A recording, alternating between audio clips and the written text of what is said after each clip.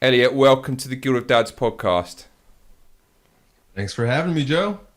Likewise, likewise. I'm really pleased that you've come to speak to me today because I think that you've got a massive amount of energy and enthusiasm for the kind of discussion, particularly around kind of masculinity, which is one of the things that I know you talk about a lot.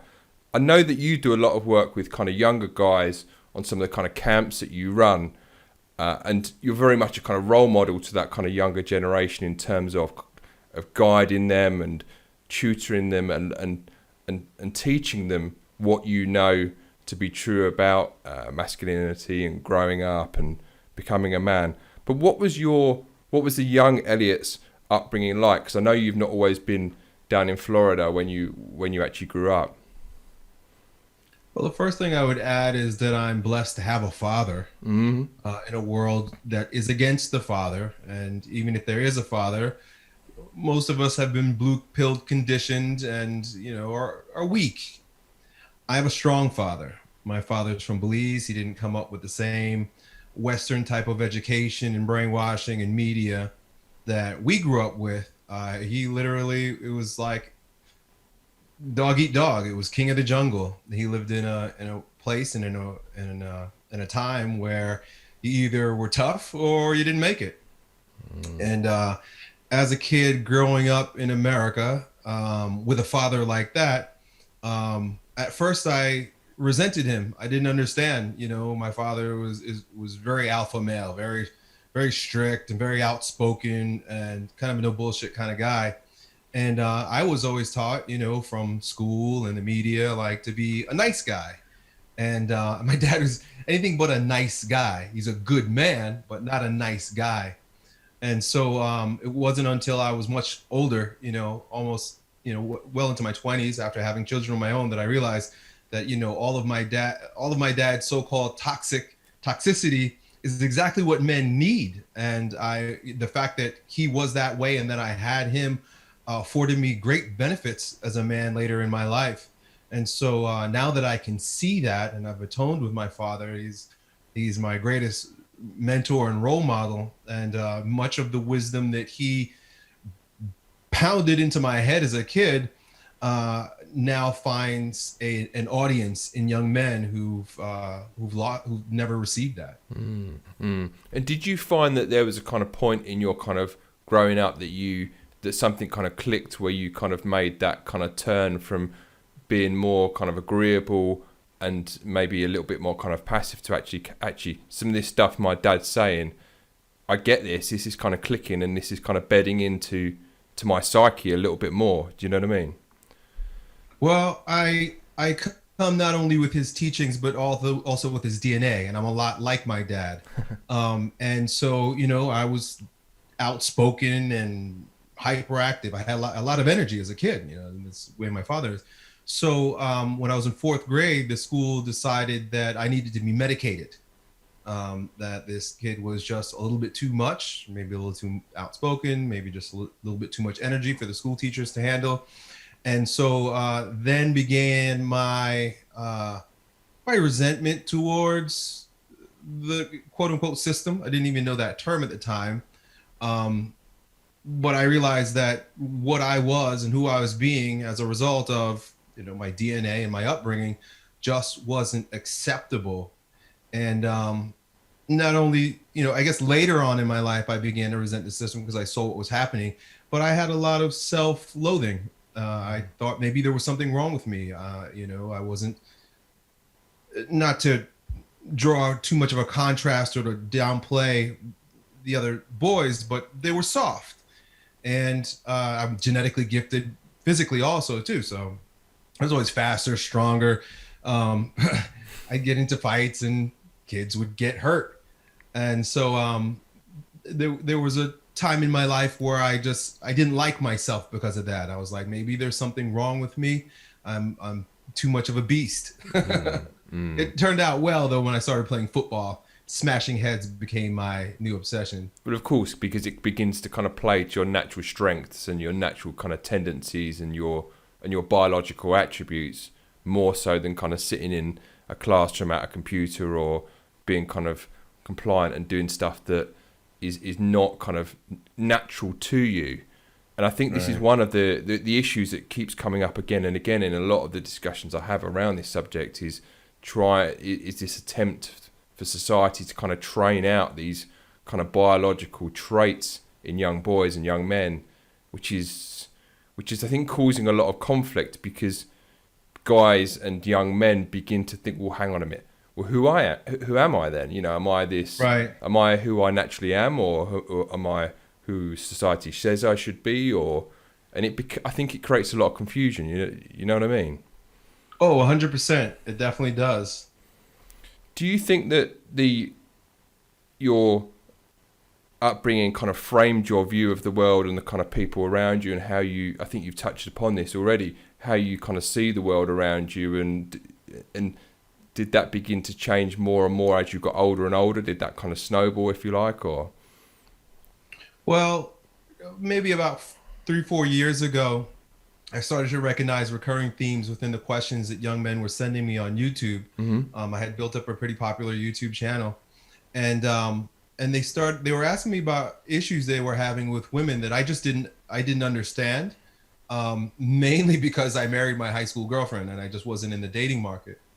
And it was around that time that I got introduced to the red pill and this idea of real intersexual dynamics and the way men are designed to be, and all of our light and in our darkness, but then also startlingly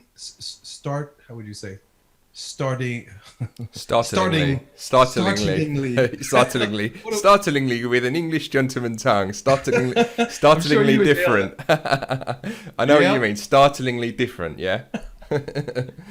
Yep.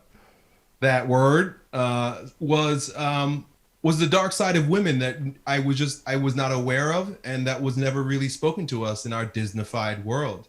And so discovering like hypergamy and a woman's her sexual strategies, and of course I just started looking into these things because I wanted to help the young men that I was mentoring to. So on top of that was this proliferation of pornography addiction. They're addicted to porn and masturbating and didn't know how to deal with women, and so that sent me down a rabbit hole later on in my development and my understanding in support of what is required for men to be successful in this world. Recently I've done a deep dive into feminism and the truth about feminism, where it ultimately comes from, its history and its true agenda. And it's not what we've been told. It's not a pretty thing, and it is bad for men and women.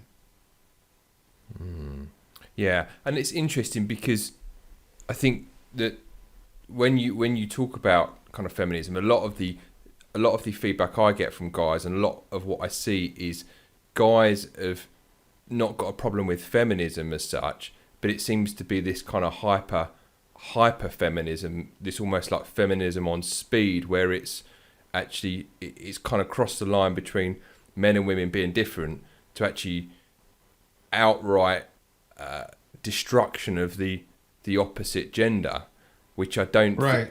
And I think this is what kind of alarms a lot of guys the most, that certainly I speak to, is that it's almost gone kind of too far in this whole kind of victimization of men and man hating and stuff, and whatever you want to kind of call it, but it doesn't seem to be what was envisaged.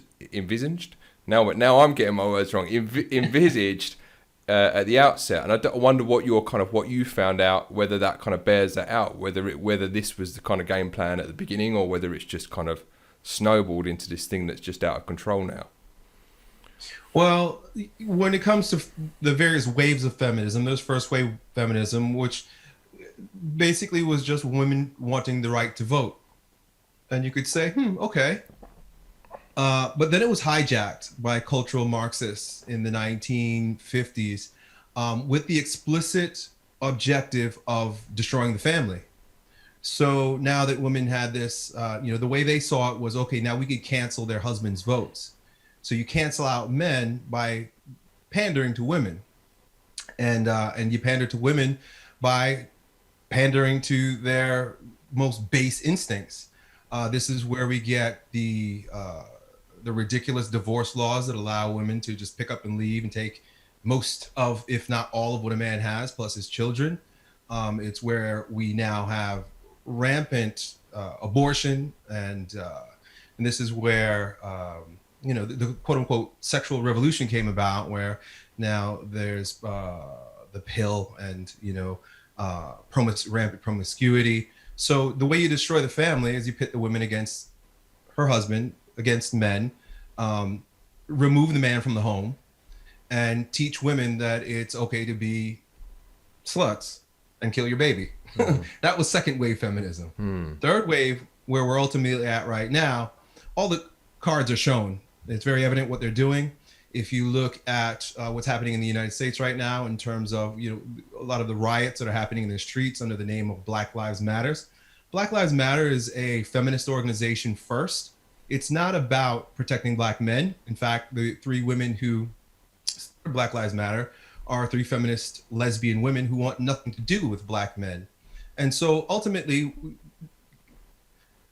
understanding that feminism, or just what was first called women's suffrage, was hijacked by cultural Marxism, they're now ultimately at their pinnacle, where you see the destruction in the streets, hatred for nation, hatred for God, hatred against men, hatred against the family, and it's a bloodbath. And this all feeds into this culture of blame as well, doesn't it? Where you're kind of like you're blaming someone else for what's happening to you. Do you think this kind of fans the whole kind of blame culture of, rather than saying, right, this is on me, this situation's on me, this is my responsibility, what can I do about this? It's actually, rather than actually accepting personal responsibility, it's this case of, right, I'm going to blame that individual or that group instead, because that deflects all personal responsibility away from myself. So they call this intersectional feminism, where feminism has basically eclipsed women at this point. And it's now to how many different victim groups can we create? This is where we get the whole LGBT plus thing. How many different factions of people who are quote unquote victims can we create to turn against all that which has built the culture? So, for example, if it's like an oppression Olympics. So having the more obscure and weird your gender preferences, now they say there's something like 47 different genders, the more different types of races you are, or disabilities you are, the higher you are, the more you win in this oppression Olympics. So it's completely, the feminism at this point with intersectionality is not about women at all. It's about uplifting victimhood and blame. I see. So what we're saying is feminism has become the kind of vehicle for a load of this other stuff coming to the forefront of society. Because I have this kind of joke, and people will be maybe think that I'm being flippant when I say this, but I say this to my friends sometimes. It's reaching a point now where I can say, from this point forward, I want to be known as a little green man from Planet Zog, and anyone that doesn't refer to me as Zogist, as Mr. Zog, is a Zogist. You know what I mean? And it's reaching this point where we're almost kind of creating this stuff, and it's getting to a point where it's just so outlandish. Like if I say that to any of my friends, or say that to anyone, be the man or women, they just laugh at me in astonishment. They're like, come on, it's never going to get to that point. I was like, really? You really think that's not going to get to that point? Because we're about this far removed from that. That's the stage we're kind of getting to now. And for most people, that kind of concept is just crazy. You know what I mean? Well, to you and I, it's crazy. But there are those that will fight tooth and nail for their quote unquote rights, which is the funniest thing, because in the West, we've got more rights than anything. And these people, what they're clamoring for is not rights, they're clamoring for power. And so we're at that point. We're at that point where we've become so fractionalized. I like to call it diabolical disorientation, where we are literally living in chaos, extreme, complete extreme chaos. They like to use this term patriarchy as something negative. Patriarchy represents order. We are no longer living in a quote unquote patriarchy, which would be a great thing if we did, because there would be far more order. We're living in a matriarchy, which is ultimately the term you would use is gynocentrism, where basically it's the not just women, but the darkest, most demonic aspects of women. They like to say toxic masculinity.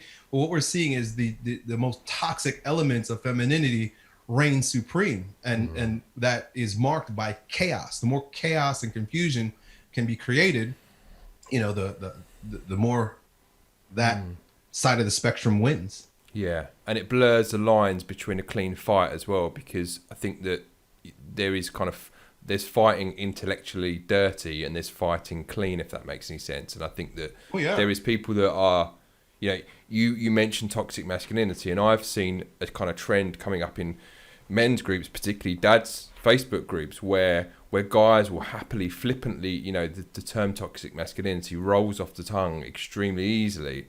And you kind of, and it's confusing, because I'm like, well, why would you be virtue signaling in a dad's group or a men's group? I don't understand why you'd be virtue signaling in this setting. And then you realise that they get so used to virtue signaling outside settings in real life that it becomes normal to do that.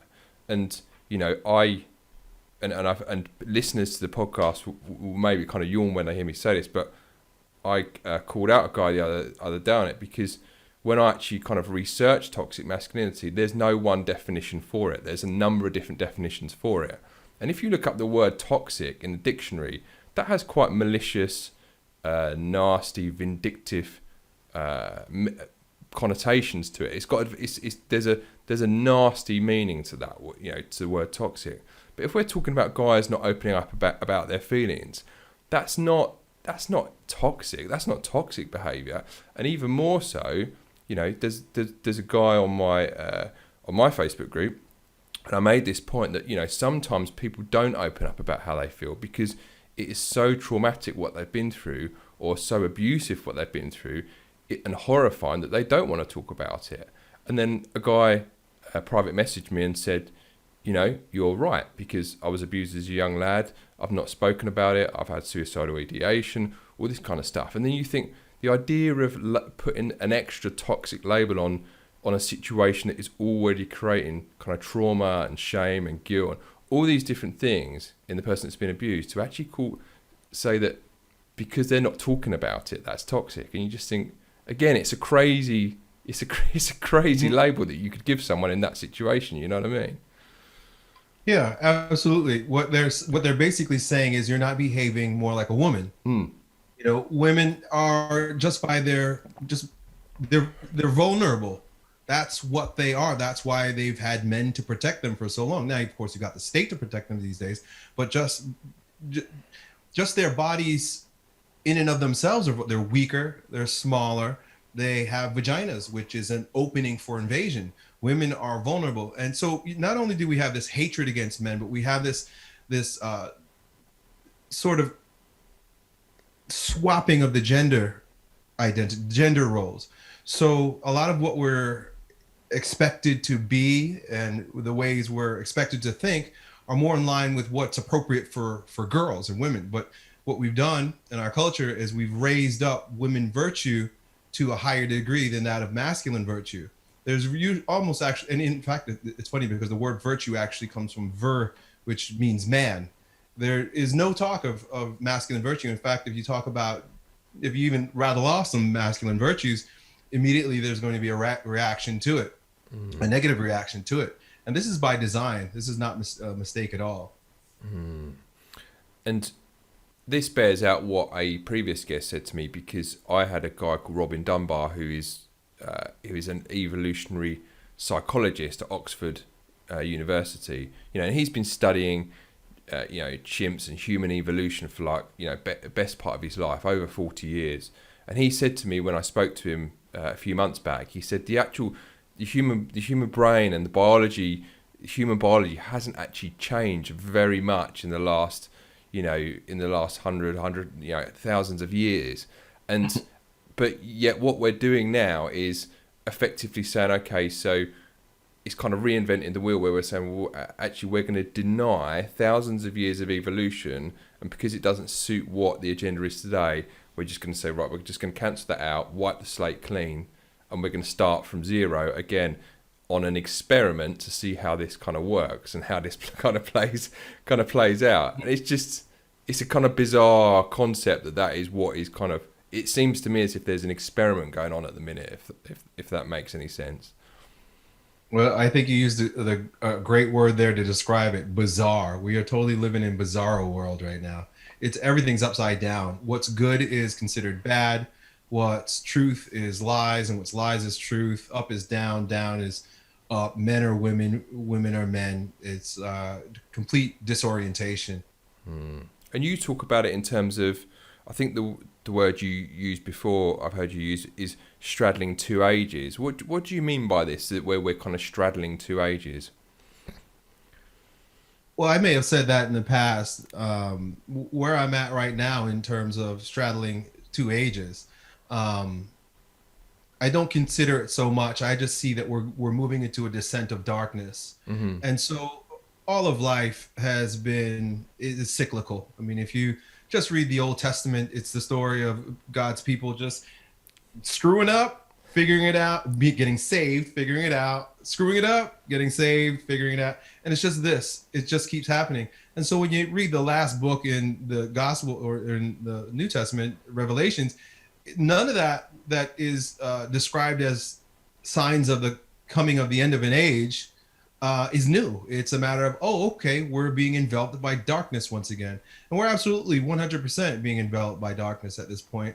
The signs abound. One example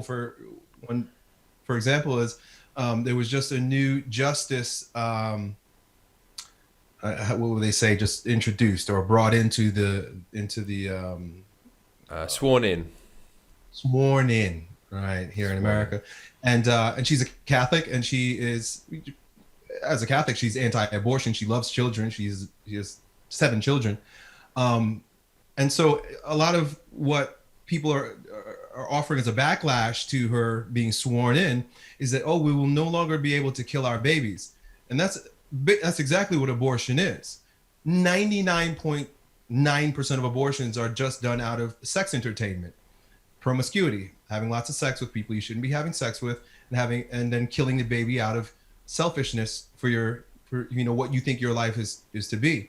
And to see the amount of rage against this idea that you shouldn't be able to murder your baby in the womb, it's sad, and it's a little funny, because it's like, wow, do you really know what you're arguing for right now? They call this health care or quote unquote woman's rights, but what about the right of the baby?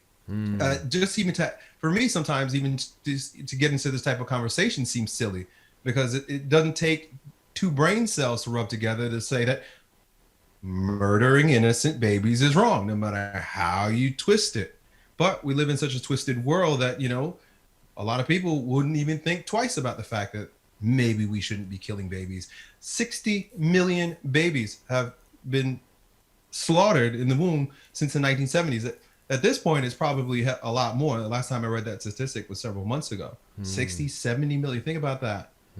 It's an enormous amount, isn't it? And I think the thing is, it's become so normalized that people don't even kind of think about it. It's just, like you say, it's something that has just become a normal thing that people don't even kind of give it a second thought when they should be giving it a second thought. Because, like you say, it is a human life. But I think that people are kind of campaigning on stuff now, and they're making a stand on stuff when they've actually not actually thought it through. You know what I mean? It's like we've got this bizarre situation over here, which is different, on a completely different subject.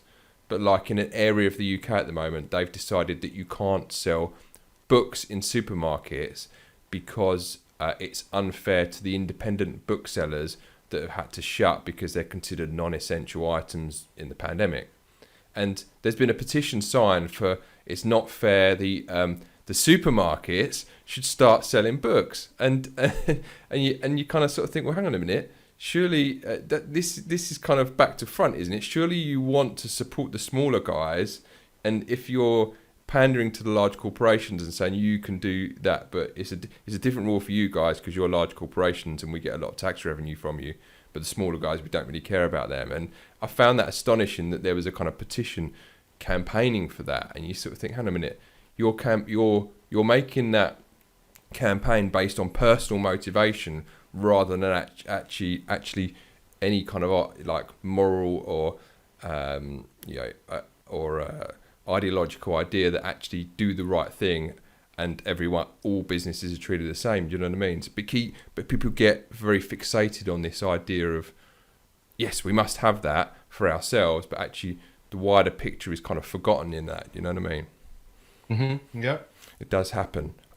You have obviously got different sort of ideas in terms of how we can kind of bring the younger guys through in terms of kind of role models. And I think it's from a lot of the people I speak to on this podcast, there is, a kind of consensus that there is a bit of a role model crisis these days.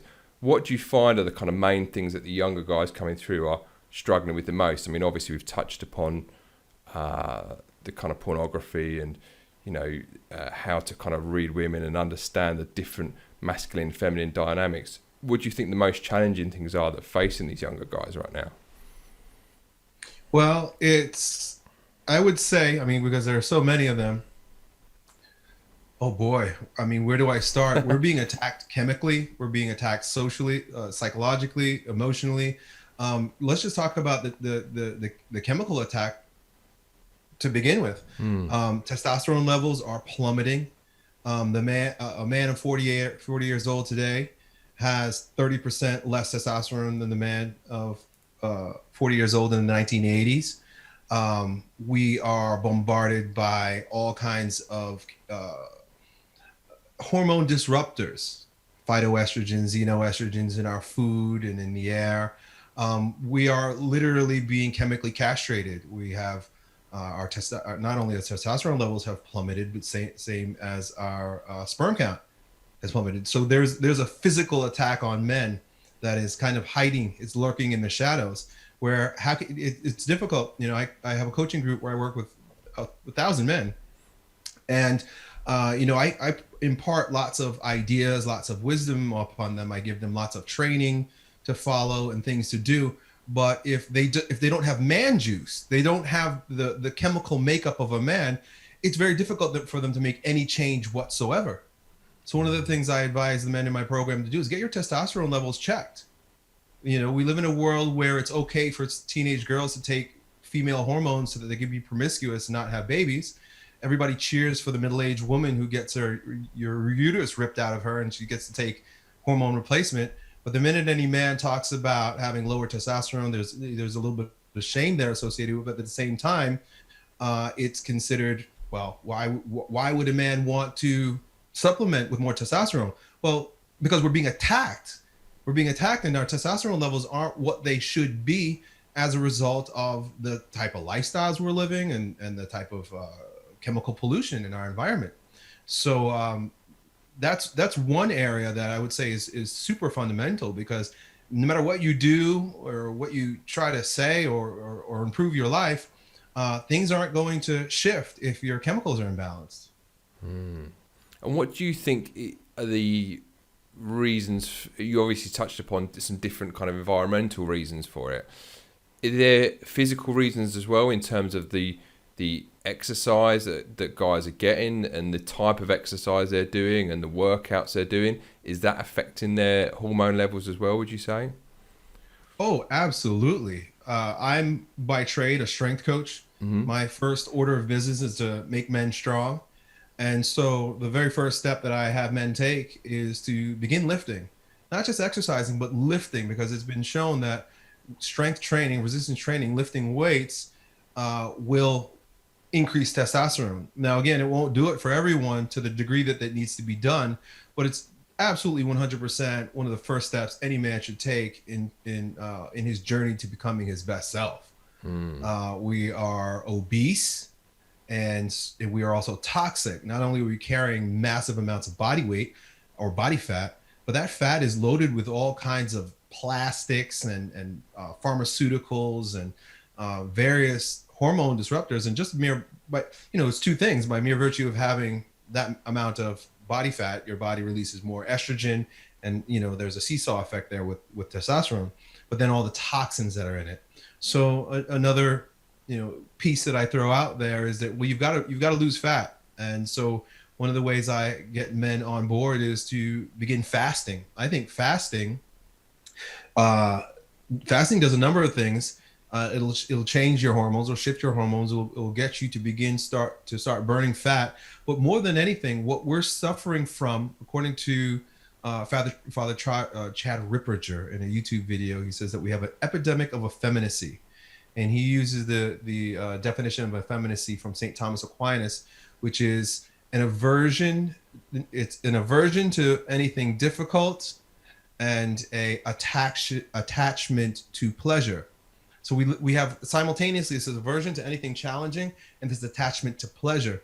And so fasting is one of the ways to sort of rip the Band-Aid off. It's like, well, now you're going to do something real tough here. Most of us have not gone to bed without a meal, probably our entire lives. So it's emotionally challenging, and it's uncomfortable. Yeah. And it's good for you. So it's a great place to start. Yeah. I've done fasting actually in the past. I'm not at the moment, I'm not fasting. But having said that, I have started strength training in the last 4 weeks. So I'm the kind of guinea pig. I'm the guinea pig on this. But I've got to say that I feel great. I feel great because most of my life has been done cardio. So bike, long distance running. But I reached a stage where my dad passed away in 2015, and we'd always come from what I would call an endurance family. So we were doing long, hard endurance exercise. And my kind of, I don't know, deep down, I've began to kind of think, actually, the people that I see that are enjoying what I would call longevity in their later years are people that are they're moving around, not necessarily fast, but they're constantly moving around, they're lifting stuff. Typically, you'll see people that are kind of playing golf, but also they're kind of lifting. So they might be doing a lot of walking, but also they're doing lifting on a regular basis. So, and those are the guys that I'm seeing living into their 80s and experiencing a lot more kind of longevity and also strength through those later years.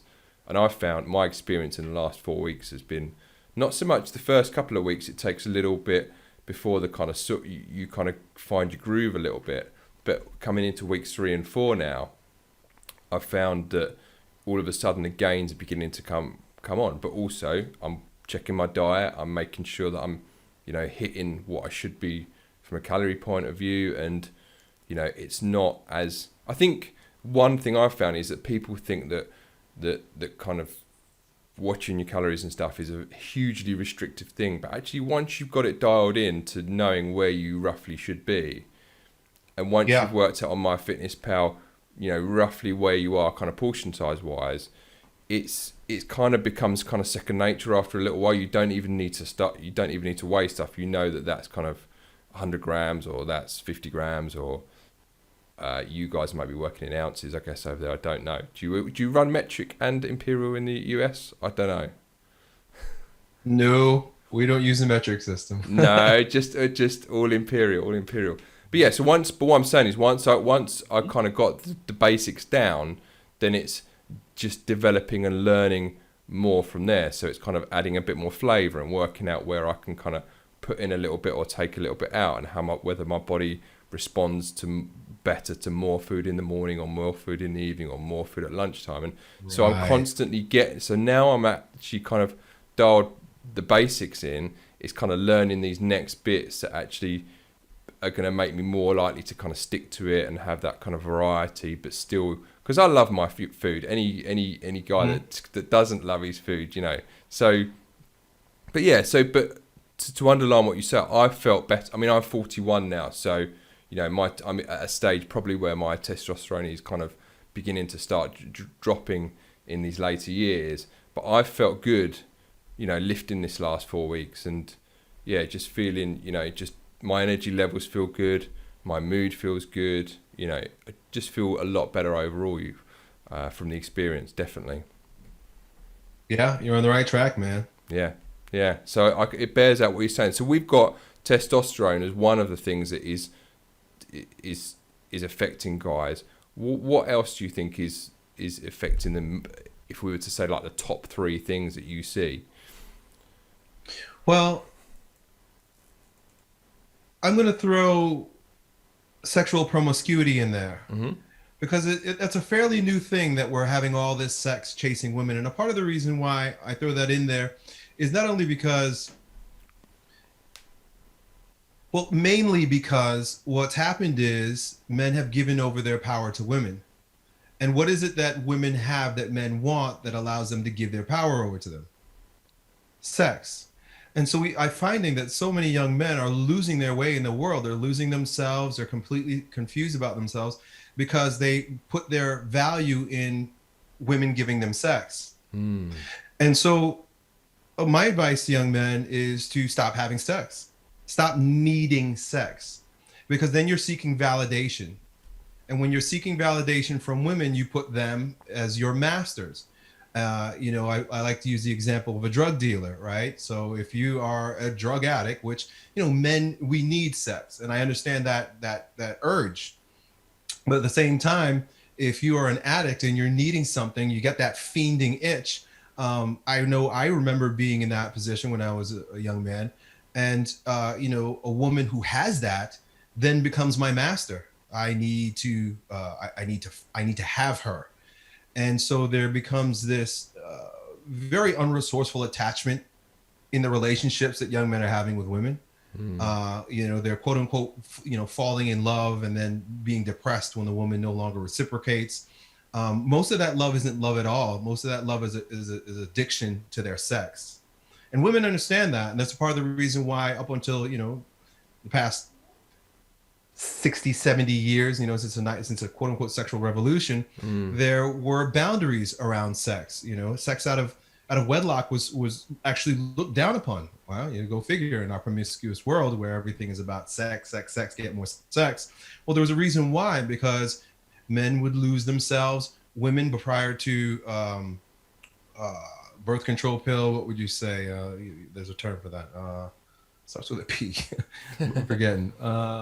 When you use stuff so you don't get pregnant, whatever. Condom, prophylactic. Yeah, all right. That's the posh word for it, prophylactic.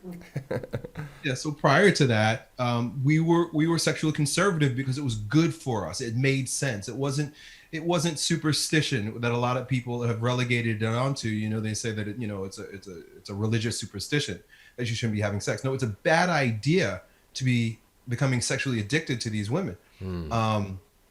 And so, I kind of hesitated before I said that one because I it's kind of a two-part situation here. So it's chasing women, being addicted to women, giving our power over to women. And this is where, men lose themselves. But if it's not women, then it's pornography. And so, having lots of sex or ejaculating a whole lot, we know reduces a man's testosterone, it reduces his vitality, it reduces his motivation. And so we're either doing it, it's worse with women because now you've got a flesh and bone beast on the other side of things that you got to contend with. But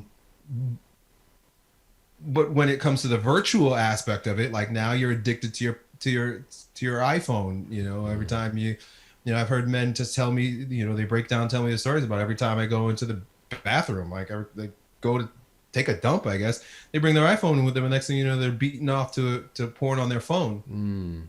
That is a fast road to living a really sad life. Yeah. And so I lump those two together, but they're two separate things, but they're one and the same. It's the world taking advantage of our biology, using our biology against us. Yeah, and it's interesting because I spoke to John Gray, the author of Mars Venus, and he said to me that the biggest problem he sees is the imbalance in the hormone levels of men and women, i.e.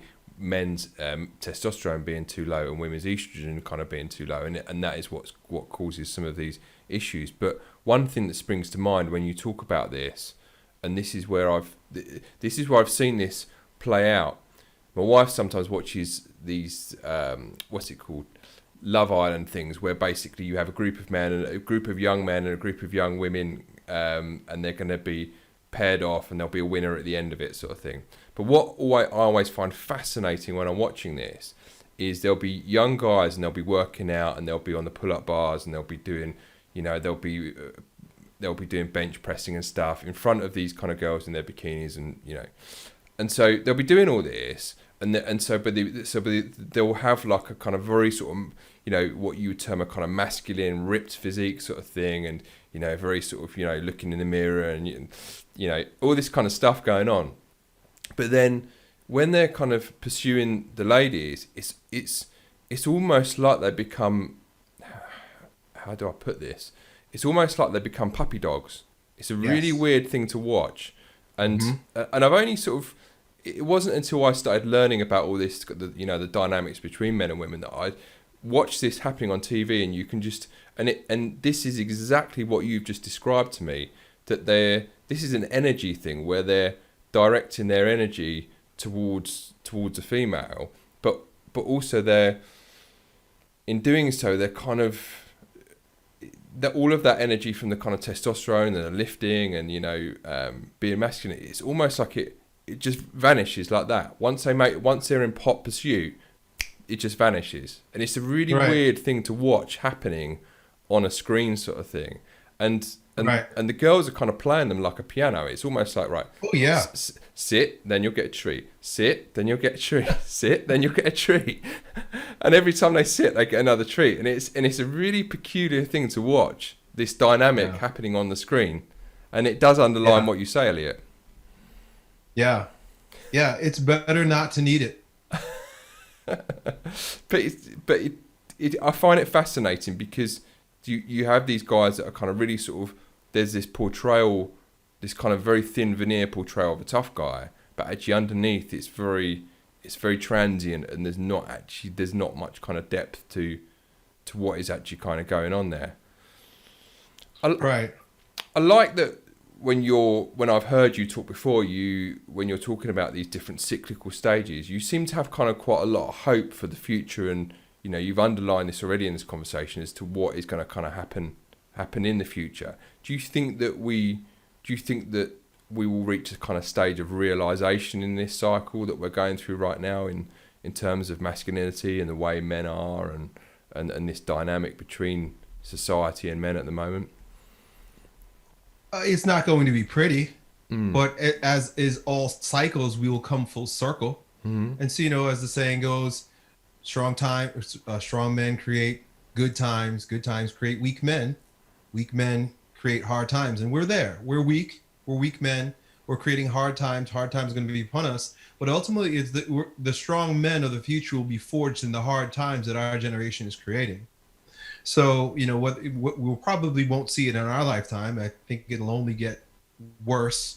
The disorientation and the chaos and the darkness will only envelop us more. But as is throughout history, there will be a rising up out of the ashes. And on the subject of energy, we've touched upon kind of this masculine energy, and I like the idea of energy and also how a man can be kind of very energetic, but also still. When you talk about this idea of kind of stillness in chaos and having that rationality to be still, do you think that is another issue that guys struggle with, kind of being still and being present with their own thoughts and feelings? Because I know I've experienced and this will probably make you chuckle, I've experienced at a London Real event doing one of your active meditations, and that was kind of interesting, being in a hall full of probably 1,000 people doing an active meditation that Brian Rose was running. But what do you think about this concept of stillness in chaos? Well, one thing for sure, we as men have been taught to overly identify with our emotions. And our ancestors understood that was problematic. When a young man when a boy starts becoming a young man, he starts growing muscles. He starts becoming powerful. He starts becoming very big and strong. And as a result, there's a tremendous amount of responsibility that's associated with it. And he no longer can behave like the mama's boy that would cry and whine and get into a mood. And, where feeling in the world of the mother, one of the main archetype pattern that's associated with initiation for young men is movement away from the world of the mother and atonement world of the father. And a movement away from the world of the mother is about a movement away from matter, feelings, emotion. Not that they're not there, but putting them in, having them be rightly ordered. Mm-hmm. The exact opposite is happening now, where in the past, the young man would face an ordeal. He would be challenged. There would be austerity, and there would be the older men would essentially beat the weakness out of him, so that he understands. Can no longer be attached to that mama boy, materialistic matrix attitude that you came up in. That was fine when you were a baby. But now you are a man, and there's a responsibility associated with that, and you cannot descend into that darkness any longer. You need to learn how to objectify your feelings. Mm-hmm. Where today, you go in the schools, they're teaching like 2 + 2 = 4. What do you feel about that? Everything is about what do you feel about it. This is damaging because it's teaching men that their feelings are more important than, as you said before, being rational, being stoic, being still. You can't be still if every emotional wind that kicks up blows you away. You have to recognize that that movement of energy is there, and there's a right time and place for it to be channeled. That's one of the problems that we have right now also, is that when that movement arises in a young man, in the past there was a place for him to project that energy. If it wasn't working in order to grow or to plant or to harvest or to hunt, it was in battle. It was to fight, and it was channeled into some productive activity that would be beneficial to the society. Now it's a matter of wallowing in it to the point where you need to now hire someone to talk to about it. And if you can't resolve it by talking about it, you need to take medication about it. Mm-hmm. The other thing too, when it comes to this, is women resent overly emotional men. Women are emotional. They're more in tune with their emotions than men, and rightly so. They should be, because they're the ones that need to be able to react and respond when their children are being threatened. They're the main bearers and caretakers of the children, so they need to be attuned to that. But if the man that they're dealing with is heavily swayed by her emotions, or is a very emotional man and is easily ungrounded, she will begin to mistrust him, because he's the one that's supposed to be the rock, so that she can, be calm in her femininity. Mm-hmm. And so we've got a really big problem here, where men are taught to overly identify with their emotions, and that there's something toxic with objectifying them. Mm. With regard to the act of meditation, I was attracted to it immediately because I recognize that this is a safe space for men to project their emotional, what's pent up in us. Because now there's a big difference between objectifying emotion and stuffing it down. Objectifying it allows you to transmutate it, to see it for what it is, to honor it, and allow it to pass through you unencumbered. Mm-hmm, mm-hmm. Let it be. You're angry, breathe through it. But in a world where we're so confused as men, we get mixed messages about what to do with this stuff. A lot of times it gets trapped into our bodies. If you study the work of Wilhelm Reich, he spoke about how the various quote unquote psychopathologies showed up in character structures, and that there was muscles within the body that would hold on to various emotions. So active meditation is a means by which men can shout and pound their chest and jump up and down and literally just vibrate and shake out a lot of the stuck energy that is a result of our neurotic way of living. And just be men as well. And also the second kind of byproduct of it is actually not giving a shit, because the thing is I think we've become so used to people worrying, what is someone going to think of me, and what if I upset someone, and it kind of breaks through that glass kind of shroud that surrounds us in terms of, actually I'm not going to give a shit about what people think. And I had this a little bit when I started doing like video content. Video content is a prime example of, you're scared about what people are going to think of you walking down the road or sidewalk, as you guys would call it. Is that right? I think sidewalk, with a selfie stick and whatever. You're scared of what people are going to say. But in actual fact, who cares? You're never going to see that person again in your life, and it's one of those things that I think kind of people struggle with. And what you just mentioned about guys, it's almost like they want to have a tantrum like they would if they were a toddler. When toddlers have this kind of tantrum, and I articulated something to my previous guest around this concept of chadult, which I've kind of come up with. I don't even know if it's a word, but it's something I see a lot of, both in men and women, and it's what I call the curse of chadulthood. So you're neither an adult or a child.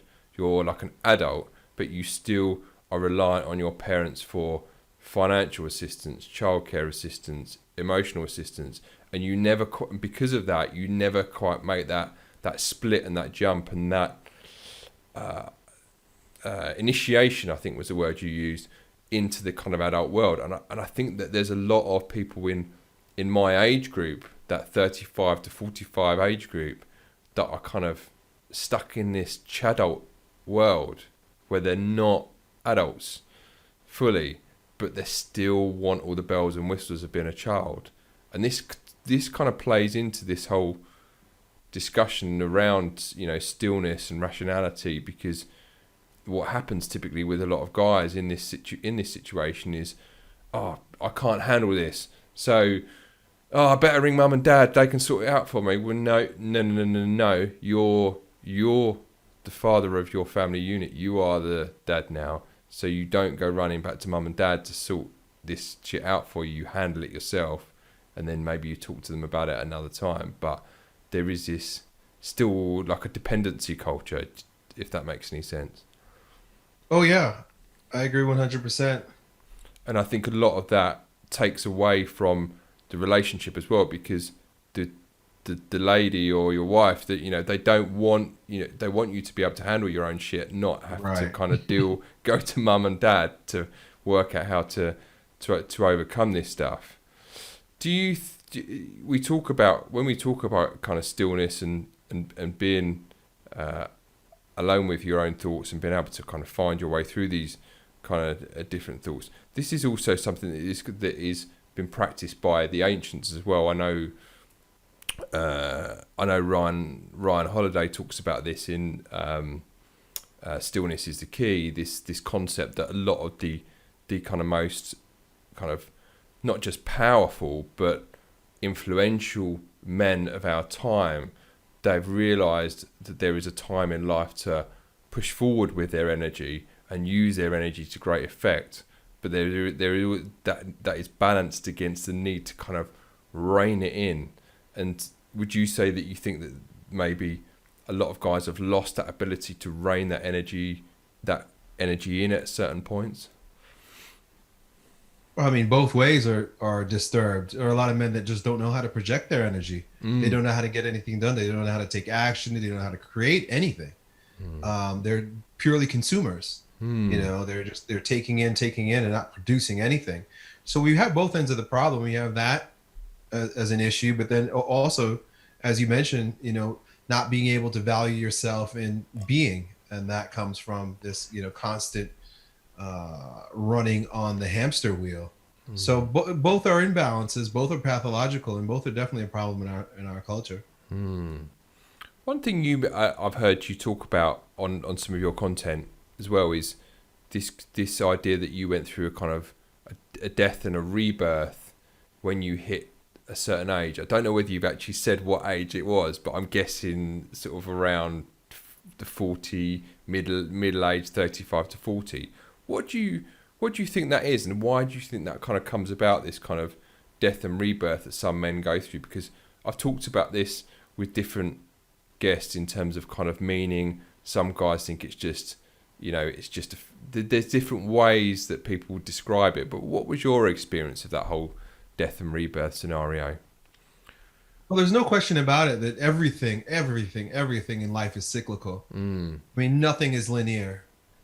Just look at the seasons, look at night and day. I mean, everything is doing this. And so you're going to, the hero's journey. There are going to be aspects of your life that are recurring. And so I found that every 12 years, there's a restart. Like almost you have to hit a reset button. At the age of 12, testosterone starts kicking in, and you're no longer a boy. You're becoming a man. Then at age 24, which is interesting because I remember the challenges I had at age 24, and the average age of the man that I coach is 24. It just so happens, and I used to think it was coincidence, but now I see this pattern. The 24 sort of throws you into a crisis, and then age 36, and that's when I started to recognize this, and I did some deep diving into the archetype of initiation and what is required for men to evolve from stage to stage. And it was at that time that I recognized that, wow, here's this 12-year cycle. Here I am at age 36, and who I am I have this sense is no longer a source for who I am meant to be. And so it was the hardest shift because I liked who I was. The world liked who I was. I was successful as, pre age 36-year-old Elliott, but I couldn't shake this sense. And I tried to hold on to the old me as long as possible, but God just wasn't having it. I started having injuries. I tore my biceps, both of them. I tore my Achilles tendon. I fell on my head. All kinds of calamity started to strike me, and it was almost like, well, if you're not going to step down, I'm going to break you down.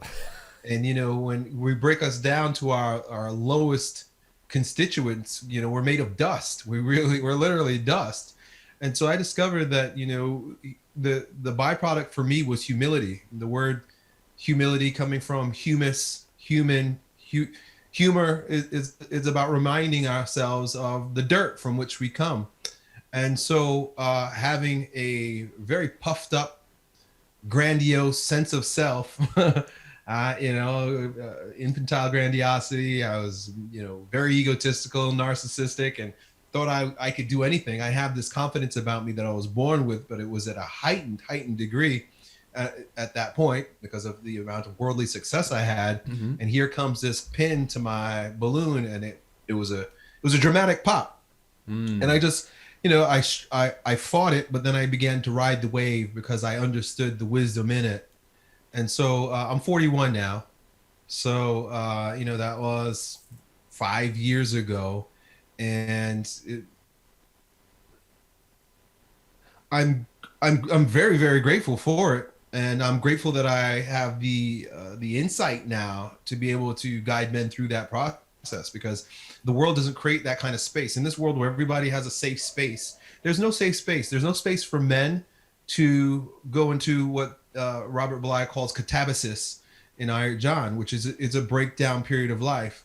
Just like you mentioned in terms of Ryan Holiday's book, well, that has 100% been my experience. There's an extroverted season, just like there is a springtime, and the flowers are popping, right? And then there's a summertime when you're hottest.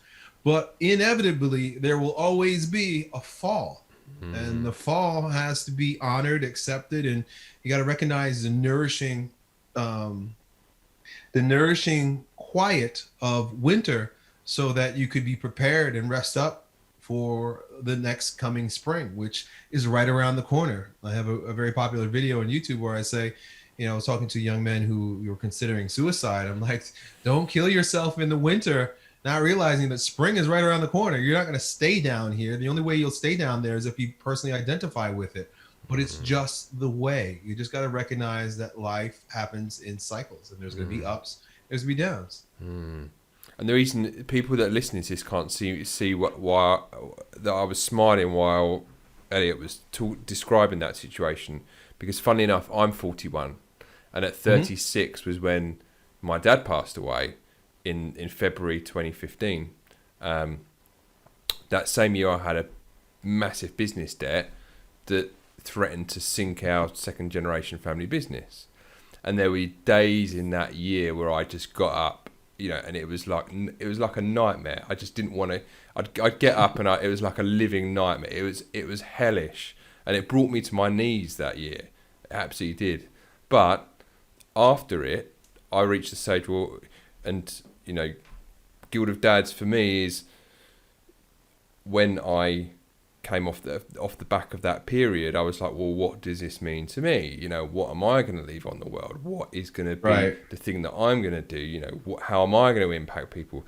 Am I just going to be remembered for doing what I do as my day job, or am I going to do something more? Is that something different? I'd done a bit of exercise. I'd done a bit of meditation. I'd what I would term dabbled in stuff, which is, I think, probably maybe a lot of guys feel like that. And then I began to kind of systemize what I was doing a lot more. So instead of just doing, meditation and physical health, I began to look at my relationships. What did I want my relationships to look like? What was going to be my contribution to the world? It turns out that Guild of Dads is part of my kind of contribution quadrant, if you like. So I started to systemize these things. And that is how the tagline of Guild of Dads came about: a vision plus action equals meaning. I began to make a vision, take action on it, and I find meaning in that purpose and going on that kind of journey. But it's interesting that I think that some guys, similar to yourself, you have physical things that are giving you that beating. Some people will have like a family bereavement, it could be, or it could be one of the things I hear is people, they have a health scare, or their wife has a health scare, and all of a sudden it's kind of like, it's like life has smacked you in the face and said, right, wake up, mofo, because you're going into a different bit here. And I think the sad thing is, for a lot of guys, Elliot, is that they don't see that there's something missing there, and what often they do is fill it with stuff to kind of nullify that feeling. And people talk about it as a midlife crisis. I don't think it's a midlife crisis as such. I think it's a crisis of identity, a crisis of meaning, a crisis of purpose, and then it's just filled with stuff in order to kind of medicate that. That's what I seem to see the most. So it'll be, and I think the concept the way I like to describe it is the man in the mirror. People are faced with the man in the mirror, and they're like, right, I can either face this man in the mirror down, or I can turn the other way and self-medicate it. And that's, I think, the tragedy of mankind almost at the moment, where guys are just sedating themselves against this. They know deep down there's something more there, but they just don't want to face it. Yeah, it's hard to face that dragon. Yeah, and it's and understandably, because I don't think that society is ever equipped.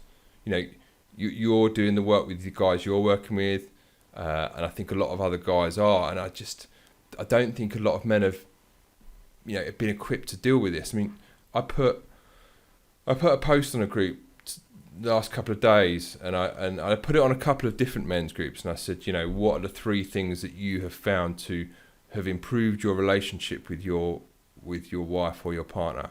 And on one of the groups, it was a lot of really good productive stuff, that people had been doing. And then another group, there was a lot of jokes. It was just I just take crack cocaine, and it's almost like a joke. But what's funny is the group where there was a lot of joking and kind of making light of it, that is also the group where I see more posts about relationship problems, more posts about separation, more posts about divorce, more posts about my wife's a bitch, I don't see my kids, or my ex-partner this or my ex-partner that.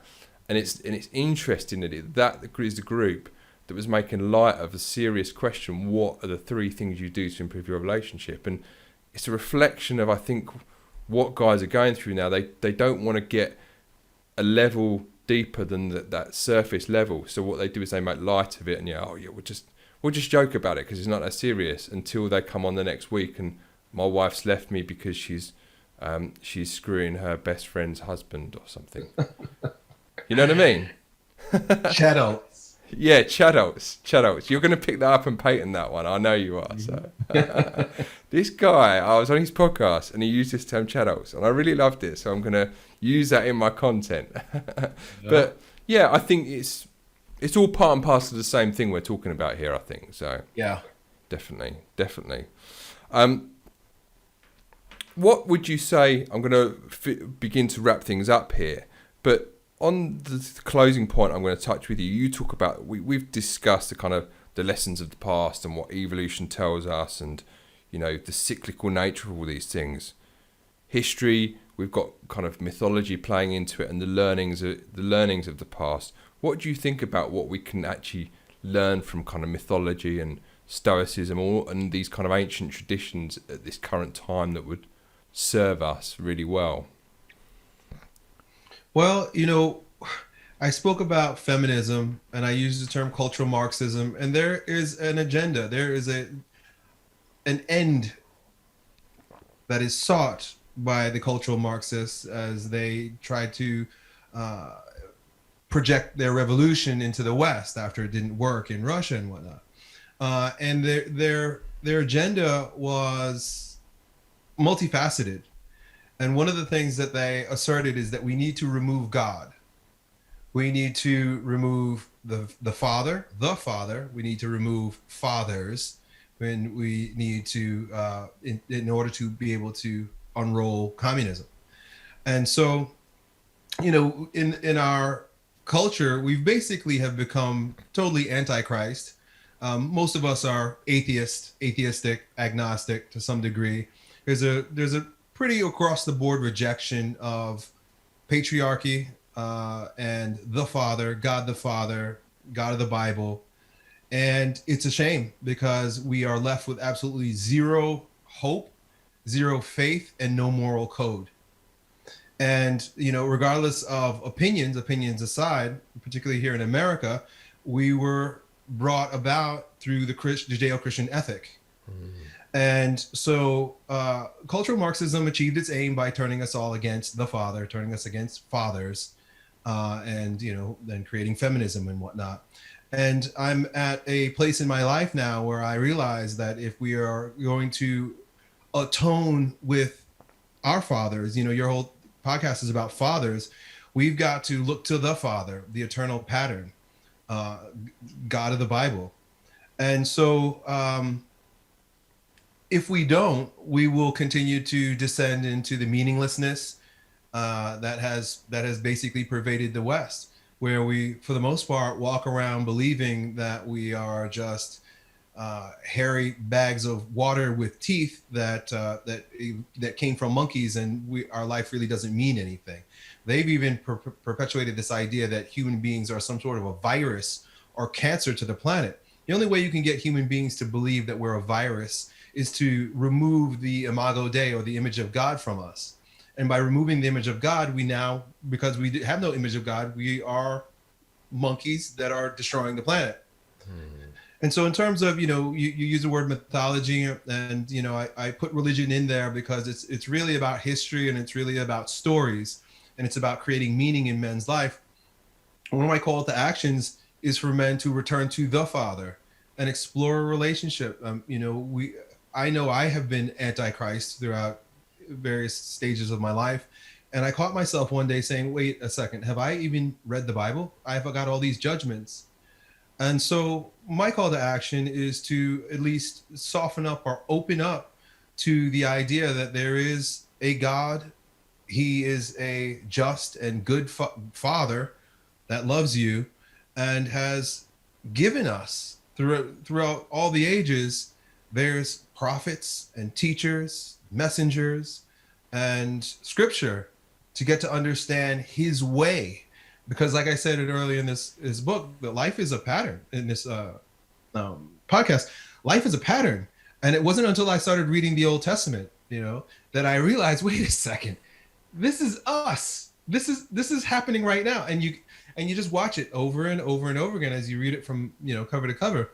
And when you get to the end of the New Testament, you begin to recognize that, after Christ, his disciples, his students, and the men that came after him laid forth basically a warning for what we're going to what we're going to experience, just like Israel always did, if we don't repent of our ways. I love that word repent because it means to turn around. It basically means, okay, you're going the wrong way. Acknowledge you're going the wrong way and just turn around. And if we're so far from that at this point that a lot of people say that we can't turn around, but it is incumbent upon us, at least personally, individually, and with our families, to repent and to believe and to turn back to the Father, if not for glory in this life or goodness in this life, for the afterlife. And I think that's another thing that needs to be reminded to us, is that there is an afterlife. By mere virtue of believing that we are, a blank slate when this game is over, again, it allows us to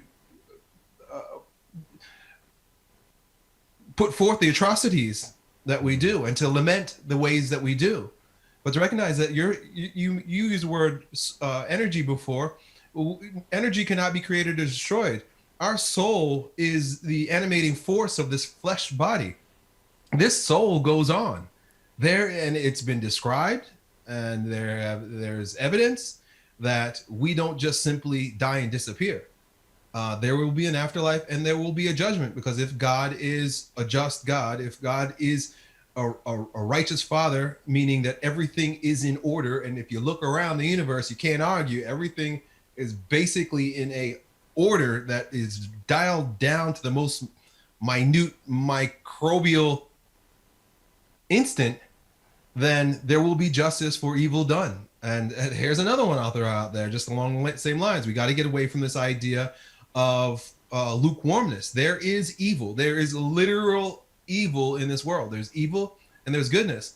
And by us, I think some movie it said that the greatest trick the devil ever played was that he convinced us that he doesn't exist. Well, if you don't know the enemy exists, or you don't believe the enemy exists, you can't be vigilant against him. And so these are ways that I see moving forward, and there's no question about it. When we rise up out of the dust that settles from the chaos that we're steadily descending into, this is how societies are built up. I think I can't remember his name, but he said that civilizations they begin Stoic and they die Epicurean. Well, Christianity came about in a time in Greece where Stoicism reigned, and a lot of Christian philosophy comes from and is intertwined with Stoicism. They work hand in hand. So there will be a Christian Stoic philosophy that will allow the men to be strong, to rise up out of the chaos of our Epicurean debauchery. Yeah, I do like that, and I think it speaks to so many different people on so many different levels, what you've just said as well, in terms of how people will be kind of judged, and how we're going to conduct ourselves in this life, and the cyclical nature of it. One of the things that I know that really kind of is important to you is purpose and meaning, and that's something that we probably have in common, I think. And one of the questions that I always ask all of the guests that come on this podcast, and I've not primed you for this at all, Elliott, is what is it in life that gives you meaning? I used to look to this life for my meaning, and I no longer do. I see the salvation of my soul, the souls of my children, and those who have come to this playing field to experience life in the third dimension, to sharpen our sword, do the best that we can to be the best that we were meant to be. I used the term imago Dei before, truly live as the image of God, so that when we go back to the dust from which we come, we can look back and say, wow, I did it the right way. It doesn't take much. It doesn't take much. The 10 Commandments is good enough. We're like I mentioned earlier, people want to cast aside abortion like it's nothing, but like the second commandment is thou shalt not kill, right? So stop killing, stop murdering. I mentioned earlier about the promiscuity. We are so lustful and covetous that we're drooling, and we got this neediness for all kinds of lust, not just sex, but we're addicted to food. We're addicted to entertainment. We're addicted to pleasure. All these things weaken the soul, and they keep you attached to the mommy, the matrix, the material world. And our job is to move from the world of the mother to the world of the father. And it requires that kind of stoic detachment. And simplifying life, I think, as well. Keeping having meaning in the simple things in life.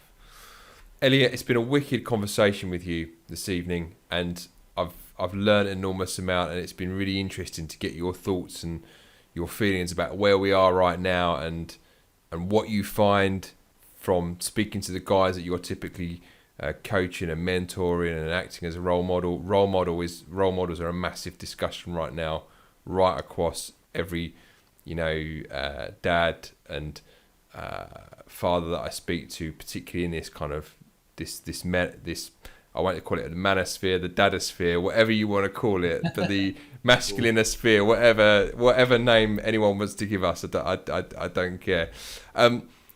What is the best way for people to find out about the work that you do, to reach out to you, to get in touch with you, if they've got any feedback on what we've discussed tonight, to shoot you a message and say hi? What is the best way to do that, and anything you've got coming up right now? Well, my website is elliottholse.com, 2 L's, 2 T's. I'm most active on Instagram these days. Truth be told, I can't stand social media. I am who I am because of YouTube. So I've got thousands of YouTube videos up that, from way as far back as 2007. I don't upload there too often any longer. But you can find me on Instagram at Elliott Hulse. And, the main thing that I'm after these days is to fulfill the mission of making men strong again. And if that resonates with you and you like the things I'm talking about, follow me, and we'll see where it goes. Excellent. So I want to thank you very much for coming along and speaking to me. I appreciate you. I appreciate the work that you're doing and that you've done, and very many thanks. I appreciate your time, sir. My pleasure. It was great. Cheers, man. Cheers.